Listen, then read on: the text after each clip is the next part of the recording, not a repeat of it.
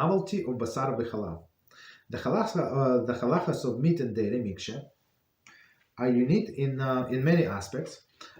The scope of the prohibition of basar v'chalav is virtually unparalleled in the Torah law. Okay. Okay, so let's see. One may not eat basar v'chalav, derive any benefit from it. So eat not, derive any benefit, like sell or something. Like I would say, like even for a Jew to have non-kosher supermarket, it's a problem, right? To own, or like if it's one of the partners, it's a maybe, right? It's a different story. But if the supermarket belongs to the Jew, that's a big issue. Okay. Okay, 1 second. Right. So, but also just I apologize. This prohibition. One may not eat basar v'chalav, derive any benefit from it, as we said, or cook meat and milk together, even if one does not intend to eat it. Right, so for somebody else. So you're not allowed to cook even for somebody else. These prohibitions will be examined in this section. Basar v'chalav is also exceptional in that comprise of two permitted foods that only combination becomes prohibited. So one more time, milk is permitted, meat is also permitted, so only combination is prohibited. In addition, the Torah prohibits, the basar v'chalav applies only.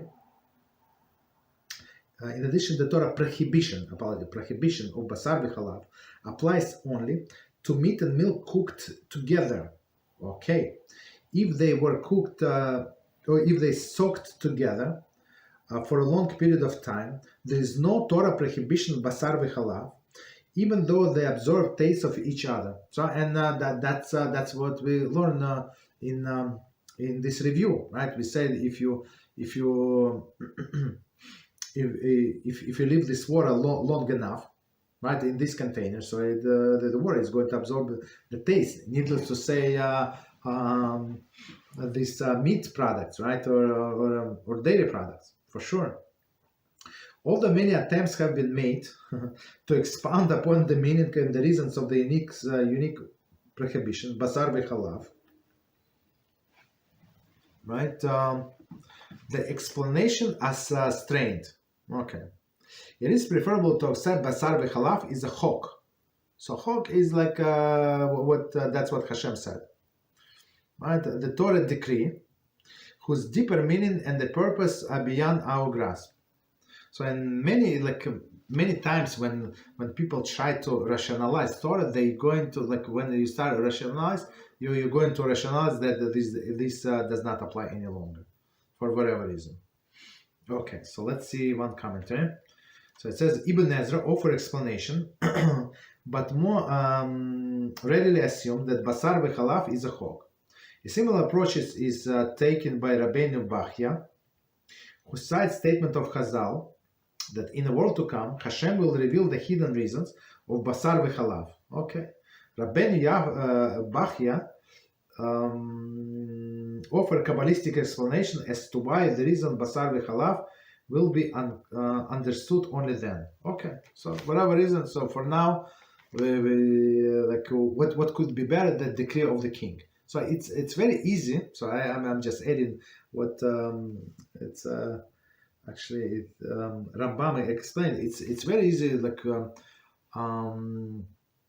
to observe the mitzvah when you understand logic, and even if you ask we with our intellect capacity, we agree with the logic, whatever is it, right? To respect your parents. Okay, so it makes sense to respect your parents, right? And agree with our logic, and that's what we do.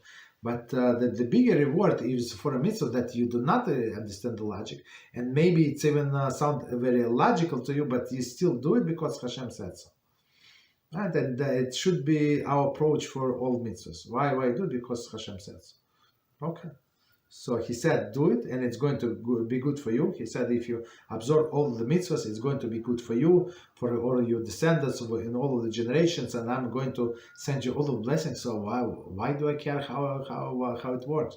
Like when I start my car, do I know how all of this mechanism, all of the electronics, how they work? I have no idea, but I know that I'm going to drive. I have to press the pedal, this and that, and I know that it's going to do its job.